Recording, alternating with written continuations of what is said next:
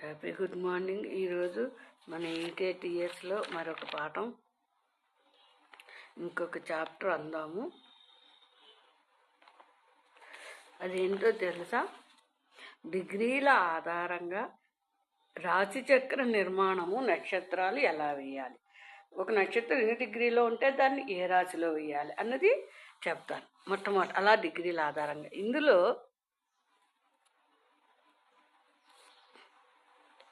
ఇప్పుడు నేను చెబుతున్నవన్నీ కూడా అన్ని నక్షత్రాలు కూడా 3 డిగ్రీల 20లో ఉంటాయి.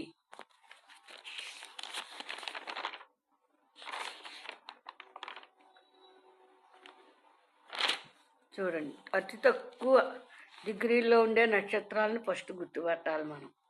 అశ్విని 1, 3 డిగ్రీల 20 ఉంటుంది, వీటికి ఇంతకంటే ఉండదు, వీటి బలం ఇంతే. అశ్విని 1, కృత్తిక 2, మృగశిర 3, పునర్వసు 4, మఖ 1, ఉత్తర 2, చిత్త 3, విశాఖ 4, మూల 1, ఉత్తరాషాఢ 2, ధనిష్ట 3, పూర్వభాద్ర 4. ఈ చెప్పిన నక్షత్ర పాదాలన్నీ కూడా కేవలం 3 డిగ్రీల 20లో ఉంటాయన్నమాట. నెక్స్ట్ రెండవది,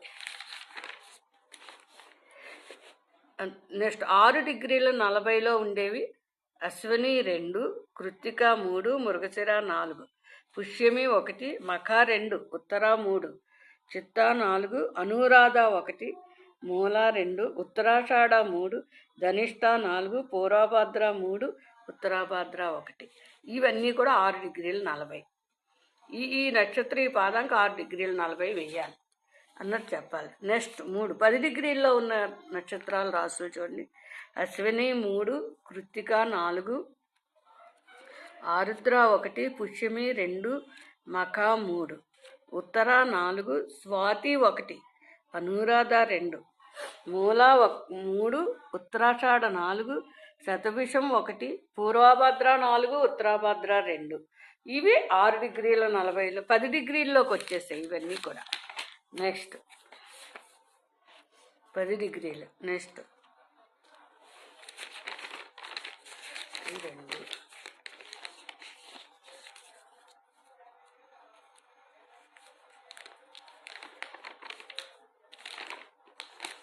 నెక్స్ట్ అశ్విని 4, 13 డిగ్రీల 20 ఉన్నట్టు లెక్క.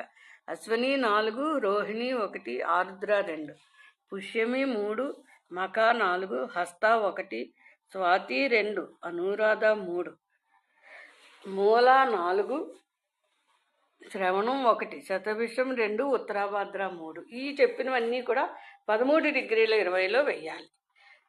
నక్షత్రాలకు 13 డిగ్రీల 20 రాస్తే సరిపోతుంది. నెక్స్ట్ తర్వాత